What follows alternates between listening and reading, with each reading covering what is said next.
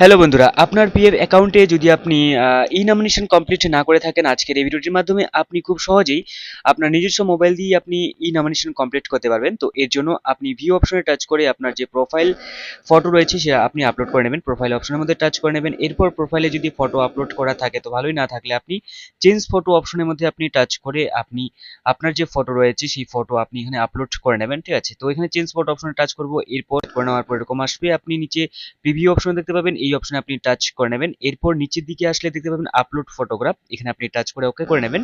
তো এই ফটোটি সাকসেসফুলি ভাবে আপলোড হয়ে যাবে। এরপর নিচের দিকে আসলে পার্মানেন্ট অ্যাড্রেস এবং আপনার যে অ্যাড্রেস থাকবে কলাম অপশনে টাচ করে কিন্তু আপনি এই যে অ্যাড্রেস রয়েছে এই অ্যাড্রেসগুলোকে আপনি কিন্তু টাইপ করে নেবেন। ঠিক আছে, যদি অ্যাড্রেস দেওয়া না থাকে লাইন 1 লাইন 2, লাইন 1 আপনার গ্রামের নাম এবং যে লাইন 2 রয়েছে আপনার পোস্ট অফিস এবং বাকি সব আপনি সিলেক্ট করে নেবেন। ঠিক আছে, পিনকোড আপনি টাইপ করে নেবেন।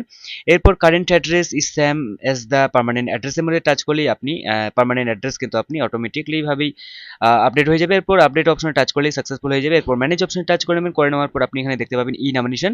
তো আপনি এই ই নমিনেশনের মধ্যে টাচ করে নেবেন। এই ই নমিনেশনের মধ্যে টাচ করলেই আপনার এখানে দুটি অপশন দেখতে পাবেন, ইয়েস এবং নো। আপনি আপনার ফ্যামিলির মধ্যে কাউকে করতে চাইলে ইয়েস অপশনে টাচ করে দেবেন।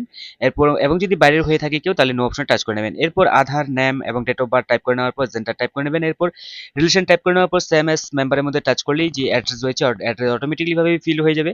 এরপর একই পদ্ধতিতে আপনি ফটো এখানে আপলোড করে নেবেন। ঠিক আছে, ক্লিক দা আপলোড ফটোগ্রাফ যাকে আপনি নমিনি করতে চাইছেন। তো এখানে আপনি যাকে নমিনি করতে চাইছেন তারই কিন্তু আধার নেম ডেট অফ বার্থ ইত্যাদি বসে টাইপ করে নেবেন। ঠিক আছে, ফটো এখানে আপনি আপলোড করে নেবেন যেভাবে আপনার ফটো আপনি আপলোড করেছিলেন। ঠিক আছে, তো ফটো আপলোড করা হয়ে গেলে নিচের দিকে আসবেন, আসার পর বক্সে টিক দিয়ে নেবেন। বক্সে টিক দেওয়া হয়ে গেলে আপনি নিচের দিকে আসবেন, আসার পর অ্যাড্রো আপনি যদি করেন তাহলে আপনি অন্য কাউকেও আপনি আবারও নমিনি করতে পারবেন। তো সেভ ফ্যামিলি ডিটেলসের মধ্যে টাচ করে নেবেন এবং এখানে সাকসেসফুলি হয়ে যাবে। এরপর নিচের দিকে আসবেন, আসার পর আপনি এখানে যে সিলেক্ট অপশন রয়েছে সিলেক্ট অপশনে টিক দিয়ে নেবেন এবং টোটাল অ্যামাউন্ট অফ শেয়ার যেটা রয়েছে এখানে আপনি 100 করে নেবেন। ঠিক আছে, একেবারে শেষের দিকে যেটা রয়েছে 0.0, তো এখানে আপনি এখানে 100 টাইপ করে নেবেন। ঠিক আছে, তো 100 টাইপ করা হয়ে গেলে আপনি সেভ ইপিএফ নমিনেশন আপনি টাইপ করে নেবেন, সেভ মানে টাচ করে নেবেন। এখানে টাচ করলেই কিন্তু আপনার যে নমিনেশন এটা কিন্তু আপনার সম্পূর্ণভাবে এরকম হয়ে যাবে। তো এখনো সাকসেসফুল হয়নি, মানে সম্পূর্ণ হয়নি। তো আপনি ই সাইন অপশনে টাচ করে নেবেন।